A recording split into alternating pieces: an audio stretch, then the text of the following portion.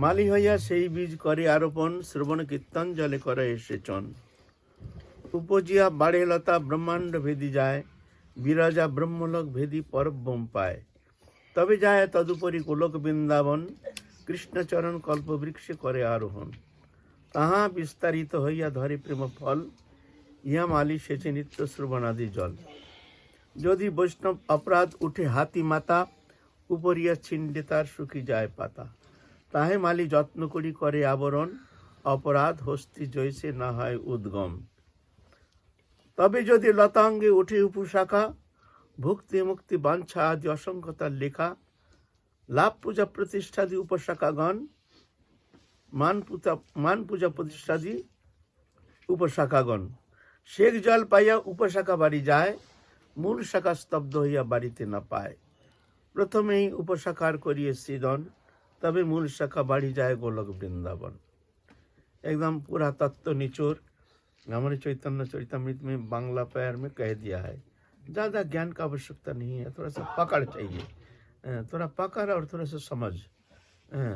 सिर्फ समझ से सुनने से होगा नहीं, सुन करके मनन करना पड़ेगा, मनन करके फिर उसको धारण करना पड़ेगा, धारण करके फिर उसको आचरण करने का चेष्टा करना पड़ेगा, आचरण करके फिर आचरण अपने चरित्र में स्थिरीकरण करना पड़ेगा, अपना स्वभाव में।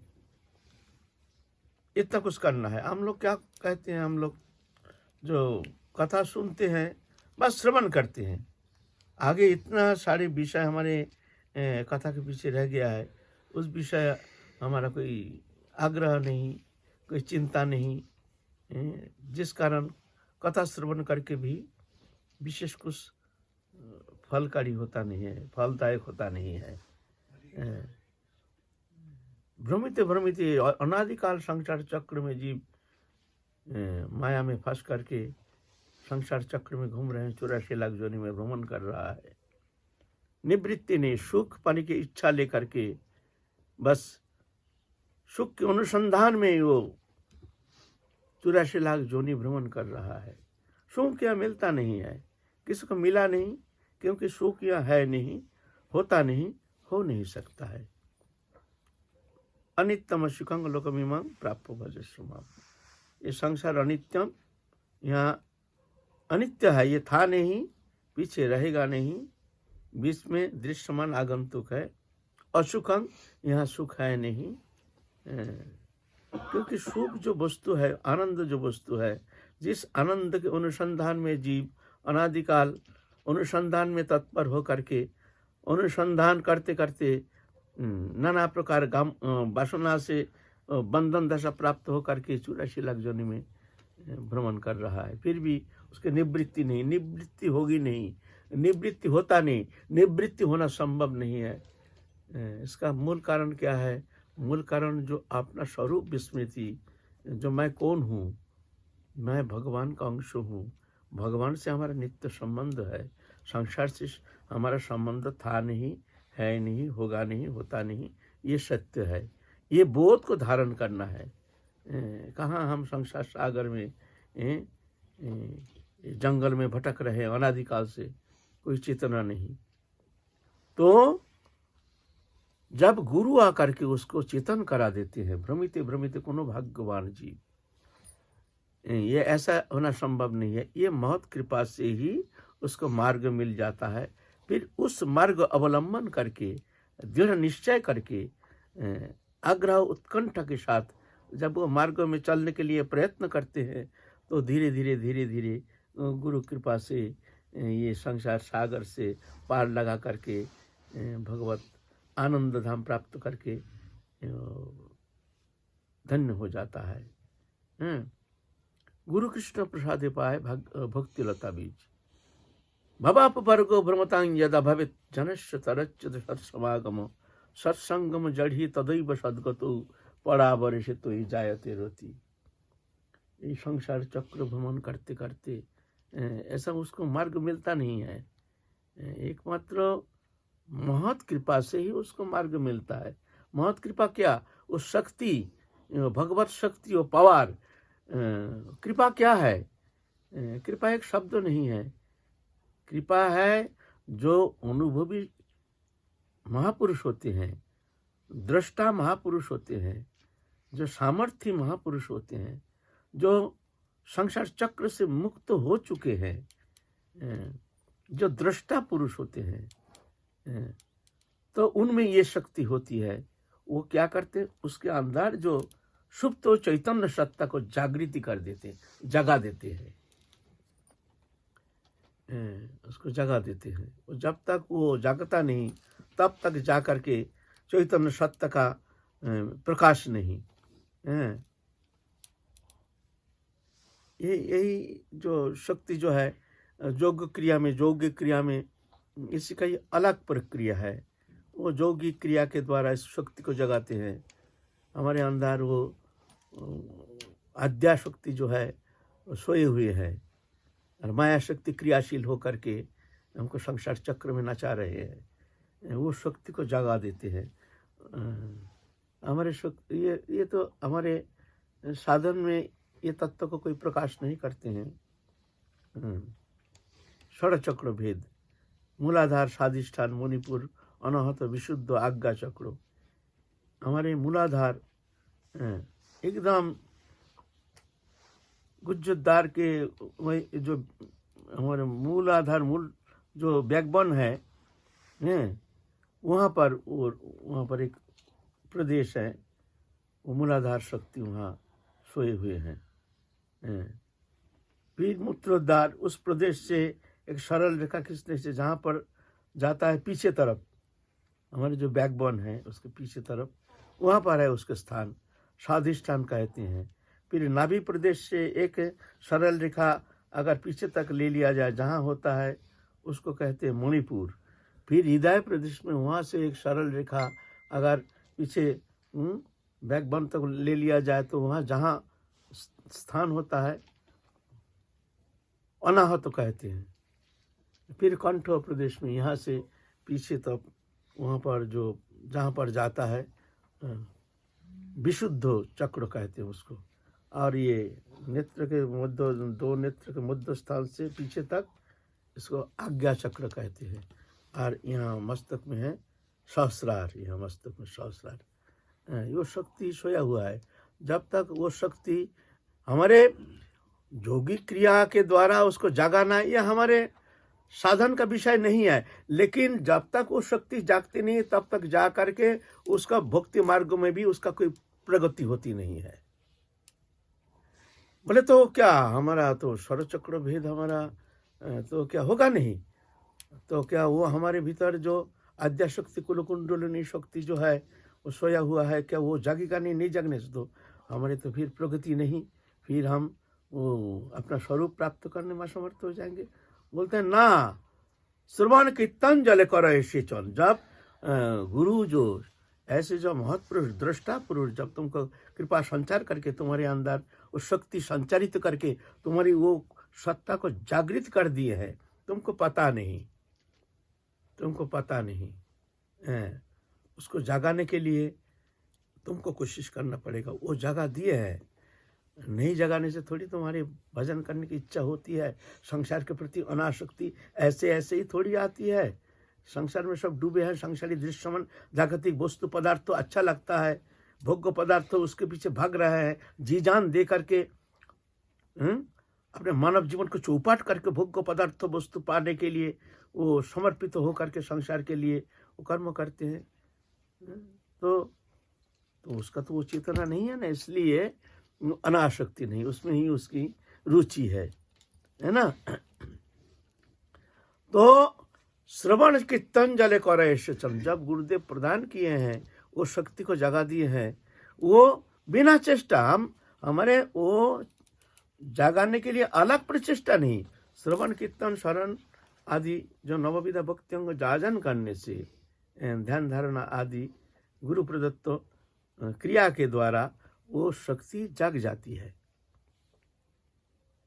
ऑटोमेटिकली। उसका लक्षण है, हमको पता नहीं है उसका लक्षण है। जब वो जाग रहे हैं उसका कौन सा लक्षण है? तो बोलते हैं मूलाधार, स्वाधिष्ठान, हैं। फिर मणिपुर, नाभि प्रदेश में मणिपुर, मणिपुर में जब वो शक्ति जागृति होती है, ऐसा नहीं कि वो जाग करके वहीं रह जाते हैं, कभी कभी फिर निम्नमुखी होकर के ज़्यादा ही भोग विषय में मत्त हो जाता है, फिर जाके वो सो जाता है, ऐसा है। अगर वो श्रवण कीर्तन शरण मनन पूजन अर्चन आदि जो भक्ति अंग जाजन ठीक से होता रहे, ध्यान धारणा उपासना सत्संग साधु संग महत सेवा इत्यादि चलती रहे, तो जाके वो जागती रहती है वो शक्ति। मणिपुर में जब वो शक्ति आती है तो उसका लक्षण है उसका अखंड नाम करने की इच्छा, संसार के प्रति एक बीत श्रद्धा, दृश्यमान जागतिक वस्तु पदार्थ के प्रति अनासक्ति, लेकिन है आसक्ति रहता है, आसक्ति रहती है। फिर अगर श्रवण कीर्तन ठीक ठीक चलता रहे, आहार शुद्धि संग शुद्धि इत्यादि शुद्धिकरण के माध्यम से एकांतवास इत्यादि प्रक्रिया वो शक्ति जागृति के लिए बहुत उपयोगी है ना। फिर अनाहत चक्र में ये वक्षस्थल के पीछे भाग जो है वहाँ जब ये शक्ति जागृति होती है, रुचि हाँ, नाभि चक्र में जब रहता है वहाँ मणिपुर में, तब रुचि स्तर में जाता है, तब उसको हरि नाम में बड़ा रुचि होती है, हरि नाम करने में, हरि कीर्तन में, हरि कथा में स्वाभाविक रुचि।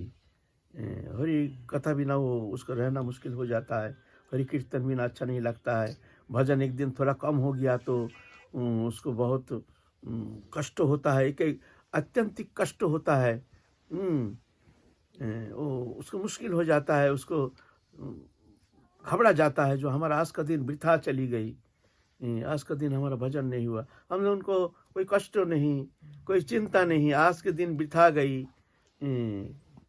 भजन हुआ नहीं, व्यावहारिक विषय में ही लिप्त होकर के सारा दिन हमारा बीत गया। लेकिन ऐसा नहीं, उस स्थिति में उसको रुचि होगी, उसको अच्छा नहीं लगेगा, उसको जो आज हमारा भजन हुआ नहीं, इसके लिए उसके भीतर एक तीव्र एक कष्ट होगा, उसका सहन करना मुश्किल हो जाएगा। फिर आसक्ति दशा, जहाँ अनाहत चक्र में जब पहुँचता है तो आसक्ति दशा, ना आसक्ति ना रुचि, निष्ठा रुचि आसक्ति। ओ हाँ, नाभि माने मणिपुर प्रदेश में जब रहता है तो निष्ठा होती है, और अनाहत चक्र में जब पहुंचती है वो शक्ति तो रुचि होती है। फिर ये कंठ प्रदेश में उसके पीछे भाग में जहाँ विशुद्ध चक्र में जब वो पहुंचती है तो आसक्ति। वो आसक्ति दशा का लक्षण शास्त्र में बताया है, जिस स्थिति में जाकर के किसी भी अवस्था में मन भगवत चिंतन से अलग होना संभव नहीं, अलग करना संभव नहीं, उठते बैठते खाते सोते हर स्थिति में मन विवश होकर भगवत चिंतन में संलग्न हो जाता है। जैसे हमारे मन विषय में संलग्न हो जाता है, कोशिश करके भी भगवत चिंतन करना संभव नहीं, भगवत चिंतन करने के लिए कोशिश करते हैं लेकिन मन वो निश्चल होता नहीं है, 2 मिनट पीछे फिर भाग जाता है, क्यों? उस स्थिति में पहुँचे नहीं है। ये सब लक्षण है, ये लक्षण के द्वारा पहचान होगा तुम्हारी शक्ति कहाँ है, तुम कहाँ पहुँचे हो, ये ज्ञान करना पड़ेगा, है ना। तो आसक्ति दशा में उसके मन स्वाभाविक भगवत चरण में रहती है। विषय चिंतन के लिए मन को हटाना पड़ता है, हटा करके भगवत चरण से हटा करके विषय चिंतन के लिए संलग्न करना पड़ता है, चिंतन करने के लिए चेष्टा करना पड़ता है। ये क्या कह रहे हैं, क्या बात है, क्या विषय है, बात करते करते मन फिर चला गया, लग गया भगवत चरण में, भूल गया सब देहोदयिक वस्तु पदार्थ, सब लक्षण है ना। तो भ्रमिते कोनो भाग्यवान जीव गुरु कृष्ण प्रसाद पाए भक्ति लता बीज। हमको तो बीज मिल गया, लेकिन सिंचन ठीक ठीक नहीं हो रहा। सिंचन श्रवण कीर्तन जले करे सिंचन, श्रवण कीर्तन आदि, सत्संग, साधु संग आदि, महत सानिध्य, महत सेवा, ये सब जो विषय से हम बहुत दूर हैं। वैषयिक विषय में हम इतना उलझ गए जो हमारे मन वहाँ जाने के लिए तैयार ही नहीं। भजन करते हैं, एक यांत्रिक यंत्रवत भजन करते हैं, लेकिन उसमें प्राण नहीं, निष्प्राण। हाँ, क्रियात्मक, लेकिन भावनात्मक भजन तो भावनात्मक भजन है, क्रियात्मक थोड़ी है, एक क्रिया थोड़ी है। हाँ, क्रिया तो पहले क्रिया है, क्रिया धीरे धीरे धीरे धीरे भावना में पहुंचा देती है। पहले तो क्रिया, अच्छा लगे ना लगे हमको करना ही पड़ेगा। नाम करने में इच्छा हो चाहे ना हो, अखंड हमको नाम करना ही पड़ेगा, ऐसे ऐसे चेष्टा। फिर ना तुमको धीरे धीरे धीरे धीरे उस स्थिति में पहुंचोगे। तो हमारे श्रवण कीर्तन जल जो सिंचन ही हो नहीं रहा है, उसके ऊपर भी नाना प्रकार अनर्थ आदि आकर के हमारे भजन में बाधा पहुंचाती है, जो हमको आगे बढ़ने नहीं देते हैं। तो महत्व कृपा है, तो कृपा होने से ही होगा नहीं। एक बीज मिल गया, बीज मिलने से ही पेड़ पौधा नहीं होता है। पहले मिट्टी को तैयार करना पड़ता है, मिट्टी तैयार के बाद उसमें बीज बपन करना पड़ता है, बीज बपन करने का बाद फिर उसमें पानी देना पड़ता है, पानी देने का बाद फिर जब उसको पौधा उगता है तो उसको काटा उटा दे करके घेराबंदी लगाना पड़ता है, नहीं तो बकरी आदि आकर के खा जाएगा। फिर और जब बड़ा होता है उसको खाद देना पड़ता है, खरपतरा आदि जो होता है उसको साफ करना पड़ता है। जब तक वो पुष्ट नहीं होता है, बड़ा नहीं हो जाता है, तब तक जा करके उसको इस तरह से हमको अच्छी तरह से उसको संरक्षण दे करके उसको आगे बढ़ाने के लिए कोशिश करना पड़ेगा, है ना। हम लोग तो बीज तो मिल गया है, लेकिन हमारे साधन चेष्टा या तत्सहित जो मिट्टी को तैयार करना, सिंचन करना आदि जो क्रिया आदि, इससे हम लोग बहुत दूर है, जिस कारण पौधा उगने से भी रखना मुश्किल हो जाता है। कभी कभी बकरी आदि आकर के खा जाता है, अपराध आदि आकर के खा जाता है।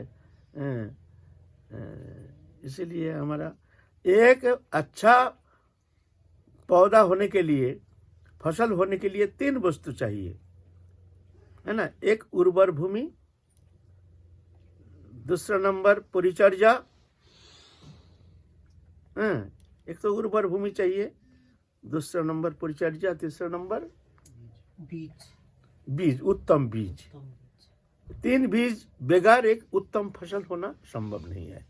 भगवत प्राप्ति के लिए भी ऐसे ही 3 वस्तु हमको चाहिए। उत्तम बीज माने महत् पुरुष जो अनुभवी संत हैं, उनकी कृपा, उनके द्वारा शक्ति संचार की हुई वो बीज।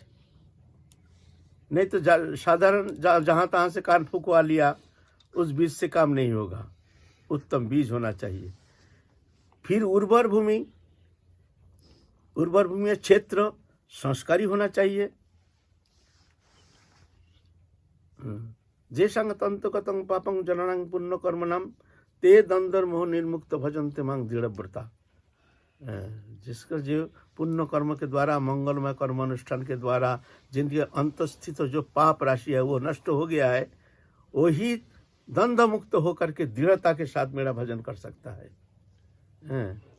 तो यह क्षेत्र संस्कार, कोई है समझाने से भी समझता नहीं है, लग समझाओ उसको, मन उसमें लगता ही नहीं है, समझने के लिए तैयार नहीं है। क्षेत्र है, तो उत्तम क्षेत्र होना बहुत जरूरी है, संस्कारी होना जरूरी है, पूर्व जन्म का स्वीकृति रहनी चाहिए। ऐसे ऐसे सब थोड़ी भजन करेंगे।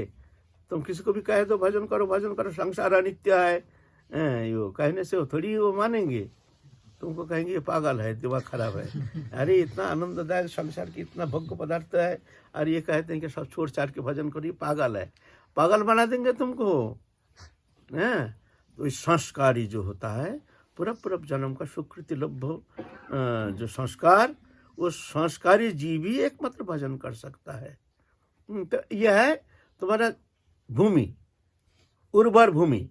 उर्वर भूमि माने संस्कारी, संस्कारी जीवात्मा होनी चाहिए। उत्तम बीज, इसमें भी होगा नहीं। फिर जाकर के उसमें खरपतवार आदि हो करके खाद बीज दिया नहीं, पौधा तो हो गया, तुम देखभाल नहीं किया तो धीरे धीरे धीरे धीरे सूख गया। तुमने उसका परिचर्या नहीं किया, खरपतवार आदि हटाना, फिर उसको मिट्टी को ठीक करना, खाद देना, पानी देना, उसको संरक्षण देना, ये चाहिए ना। यह है परिचर्या। 3 के एक कमी होने से उत्तम फसल होना संभव नहीं है। उत्तम बीज, उत्तम क्षेत्र, उत्तम परिचर्या, तीनों होना चाहिए। जब तक भगवत प्राप्ति नहीं होती है तब तक निश्चिंतता नहीं, तब तक जाकर के साधक को बड़ी सावधानी से उसका साधन भजन करना पड़ेगा। थोड़ा सा भी ढीला नहीं, थोड़ा सा भी ढीला नहीं। हमको जाना ही है इसी जन्म में, इस शरीर रहते रहते हमको भगवत प्राप्ति करनी है, नहीं तो बहुत भारी भूल हो जाएगा। ना जाने संसार चक्र में माया जाल में फंस करके ना जाने कौन जोनी में ले जाएगा हमारे संस्कार, कोई ठिकाना थोड़ी है। फिर हमको मानव जीवन मिलेगा कि नहीं, कोई ठिकाना थोड़ी है। मिलने से भी भजन थोड़ी होगा। अभी हुआ नहीं तो आगे जन्म में होगा, ऐसा भरोसा करना ये कोई बुद्धिमत्ता थोड़ी है। तो इस तरह से अपने को परीक्षण करना चाहिए, जो हमारी स्थिति कहाँ है ये देख करके तुमको चिंता करना पड़ेगा। तो हमको क्या क्या उपाय अवलंबन करना पड़ेगा। मूलाधार, स्वाधिष्ठान, अनाहत। अनाहत चक्र में जब जाता है तब रुचि,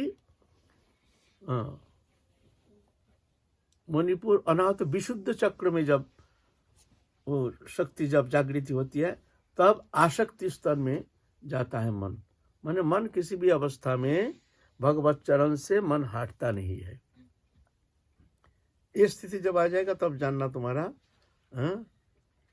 विशुद्ध चक्र में मन पहुंच गया है। वहां भी निरापद भूमि नहीं, वहां से भी अगर कभी विषयी लोगों का संग हो जाता है, सत्संग नहीं मिलता है, ज्यादा ही विषय वासना युक्त तो ऐसे ही व्यावहारिक जीवन के साथ ज्यादा ही लिप्त हो जाता है, तो फिर वहां से भी पतन हो सकता है। फिर यहाँ 2 नेत्र के बीच में जो यहाँ से पीछे तरफ यह है आज्ञा चक्र। यहाँ जाने से भाव दशा, एकदम भाव दशा, माने हर समय दर्शन करते हैं, झलक खिलता है, उसका मन नीचे उतरता ही नहीं। किसी भी अवस्था में मन उसका नीचे उतरता ही नहीं। ये भाव दशा का बहुत वर्णन कर चुके हैं पहले भी, है ना। इसका लक्षण बताए हैं हमारे शास्त्रकार ने बताए हैं। खांति अपर्त कालत्तंग विरक्ति मान शून्यता असाबद्ध समुत्कंठा नाम गणे सदा रुचि आसक्ति स्तद गुणा खाने प्रीति स्तद बसति स्थले। ये गुण ये उनमें दिखने में आएगा। यह है भाव दशा, माने आप प्रेम रूप सूर्य उदित होने का समय आ गया है। उसको संसार चक्र से मुक्त होकर अब भगवत दर्शन करने का उसको शुभ समय आ गया है, उसका संकेत लेकर आते हैं। जैसे अंधकार चला गया, सूर्य उदित हुए नहीं है लेकिन सब साफ हो गया, दिखता है सब। इस स्थिति में यह है आज्ञा चक्र में, ये लक्षण है। ये लक्षण के द्वारा तुमको पहचान करना पड़ेगा हम कहाँ है, हमारी स्थिति क्या है, कहाँ पर हम पड़े हैं। हम लोग तो निश्चिंत होकर घूम रहे हैं, हमको कहाँ पहुँचना है, कहाँ जाना है। अभी भी हम दृश्यमान जागतिक वस्तु पदार्थ के प्रति हमारी आसक्ति, मान, पूजा, प्रतिष्ठा, लोभ, लालसा, जागतिक वस्तु पदार्थ के प्रति आसक्ति, मिथ्या वस्तु पदार्थ के प्रति आसक्ति, तो हम कब पहुंचेंगे? क्या हमारा पहुंचना होगा नहीं? थोड़ा हृदय तो विक्षिप्त होना चाहिए, थोड़ा चंचल होना चाहिए, थोड़ा चिंतित होना चाहिए, थोड़ा सा अश्रु प्रभाव के द्वारा कम से कम भगवत चरण में प्रार्थना तो करनी चाहिए। जो हमारी ये दयनीय स्थिति, हे राधा रानी, हमारे अंतर जगत की ये स्थिति है, हमको इस स्थिति से पार लगा, हे करुणामयी। क्या हमने ऐसे कभी प्रार्थना भी कभी किया है? निश्चिंत होकर सो रहे हैं। एक एक करके जीवन के सबसे कीमती समय बीते जा रहा है। काल शक्ति हमारे जीवन का सबसे कीमती समय को एक एक करके हरण करके ले जा रहे हैं। हम निश्चिंत होकर शुभ दिन की इंतजार में बैठे बैठे बैठे हैं। सामने शुभ दिन आने से फिर जाकर हम भजन करेंगे। वर्तमान बीत गया, शुभ दिन थोड़ी किसी के लिए आता है। अगर तुम कुछ मंगल करना चाहते हो, सही सही तुम्हारे मन में अगर भगवत प्राप्ति की इच्छा जागृति हुई है, अभी से ही चलना शुरू करो। एक पल के लिए, एक क्षण के लिए भी समय को बीता मत गमाओ। उठिते बसिते खाइते शुइते जथा तथा नाम लय, देश काल नियम नहीं सर्वसिद्ध है। उठते हम तो सबको कहते हैं, देखो भजन होता नहीं है, ठीक है, चिंतन होता नहीं है, नियम होता नहीं है, ठीक है, लेकिन एक आदत बनाओ जो एक पल के लिए, एक क्षण के लिए मुंह से नाम ना छूटे। जो भी करो बस मुंह में अखंड हरि नाम रटते रहो। इतना तो करो कम से कम, इतना करो। उठिते बसिते खाइते शुइते जथा तथा नाम लय, देश काल नियम नाई सर्वसिद्धि। ये अभ्यास करो अभी से कम समय का इंतजार ना अपेक्षा मत करो, नहीं तो बहुत भारी भूल हो जाएगा। और उस भूल की कीमत चुकाने के लिए ना जाने कितना जन्म तुमको भटकना पड़ेगा, कोई गारंटी नहीं। अच्छा, जय जय श्री राम। ये कौन से चक्र में हम आए हैं? ये कुछ शरीर में क्रिया होने से भी हाँ, ये शरीर का क्रिया है, शरीर में क्रिया है। ये सब देखो, ये तो कोई बताते नहीं है। अरे बताने का चीज भी नहीं है ये सब। हमारे संप्रदाय विषय में कोई आलोचना करते नहीं है, ये और जरूरत भी नहीं है। ऐसा नहीं है जो ये आलोचना करना, ये तो मैं तो जैसे श्रवण किया हूँ उस आधार पर मैं कह रहा हूँ, आलोचना के विषय भी नहीं है। तभी मैं लक्षण बता रहा हूँ। ये लक्षण के द्वारा तुम जानना तुम्हारी स्थिति कहाँ है। कभी कभी बैठे बैठे हमको हरि नाम करते करते, हरि कथा श्रवण करते करते भीतर में कुछ विकार पैदा होता है। वो विकार जो है, वो हमारे भीतर जो शक्ति है, आद्या शक्ति, वो शक्ति जागृति होती है। उसका कई प्रकार गति है। पिपीली का गति, सर्प गति, भेग गति, शशक गति, सर्प गति, ऐसे हैं। चींटी जैसे चलता है, जैसे चींटी जैसे चलता है ना लाइन से, ऐसे ही शरीर में ऐसे ही एकदम ऐसे भीतर में ऐसे एक अवस्था हो जाएगी। भीतर से शक्ति जैसे हमको धक्का मार करके, हर समय नहीं, माने हरि कथा श्रवण करते करते, हरि कीर्तन श्रवण करते करते, या भजन में एक तल्लीनता आ गई, उस तल्लीनता प्राप्ति के साथ ऐसे शरीर की ऐसी स्थिति, विकार दशा प्राप्ति होती है। सर्प गति, सर्प ऐसे ऐसे चलता है ना, तो शरीर में भी ऐसा ऐसा हो करके तुम्हारे एकदम बैठे अचानक ऐसा होगा शरीर में, तो समझना वो शक्ति जागृति हो रही है। फिर शशक गति, शशक गति है खरगोश, यहाँ छलांग मारा, वहाँ छलांग मारा, फिर वहाँ छलांग मारा, तो उस स्थिति में शरीर में भी ऐसा ही होगा, ऐसा ये। फिर भेग गति, भेग गति माने मेढक जैसे, मेढक ऐसा करके थप थप करके चलता है ना, शरीर में भी ऐसा कुछ विकार होगा। ये इसके द्वारा तुमको पहचान होगा। जो ये कोई कहते हैं इससे हमारे शरीर में ऐसा होता है, बाबा हमारे शरीर में जो कीर्तन करते हैं ऐसे ऐसे शरीर में, कुछ नहीं है, वो क्रिया है, शक्ति की क्रिया है। वो अच्छा है, स्पृहणीय है, ऐसा होना चाहिए। नाम करते करते, भजन करते करते अगर ऐसे क्रिया नहीं होती है तो समझना चाहिए अभी हमारी शक्ति सोई हुई है, जागृति नहीं हुई है। ऐसा तो ये कहने की है। हाँ, एक बार अगर कुल कुंडलिनी शक्ति जागृत हो जाती है, फिर अगर कोई अनर्थ हो या कोई प्रारब्ध हो या कोई संस्कार खराब हो या कुसंगवश, वो शक्ति का फिर अवतरण हो जाती है। हाँ, वो अवतरण होती है, लेकिन वो फिर जाग जाती है। वो ऐसे जाग जाती है। भक्ति में तो कोई साधक का पतन नहीं होता। पतन नहीं, जैसे बादल छा गया है, सूर्य किरण है, सूर्य तो प्रकाशमान है, लेकिन बादल छा गया है, सूर्य दिखाई नहीं देता है। ऐसे ही कभी कभी अनर्थ आदि जो है, अपराध आदि, ये आकर के ढक देते हैं।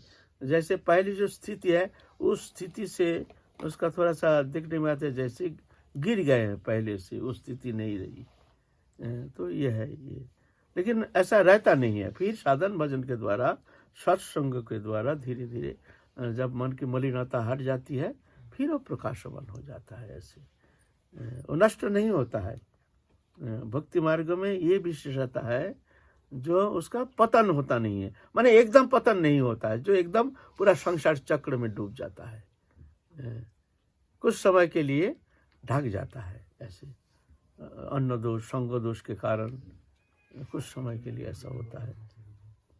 ऐसे सत्संग में रह करके, महत अनुगत हो करके रहने से, और एकांत तो रह करके भजन साधन करने से धीरे धीरे फिर अंतःकरण शुद्ध हो जाता है, फिर जाकर प्रकाश दिखने में आता है। ऐसा होता है।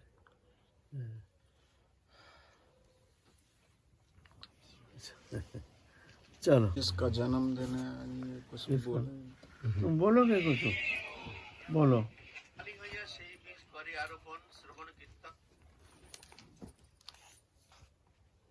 कुछ सुना दे। तुम सुना दो, कुछ सुना दो। तुम कुछ बोलो, बोलो, दो शब्द सुना दो। बोलो, दो शब्द सुना दो।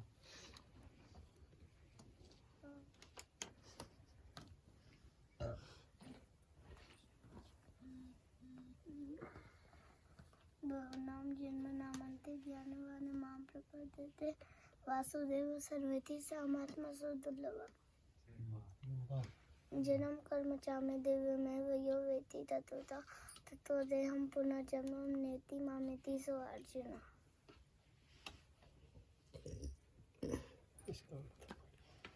अर्थ बोलो।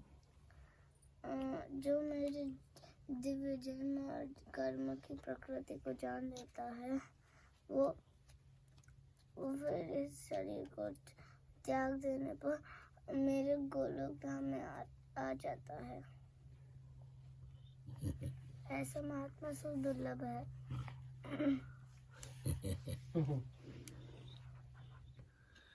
वाह, बहुत सुंदर है।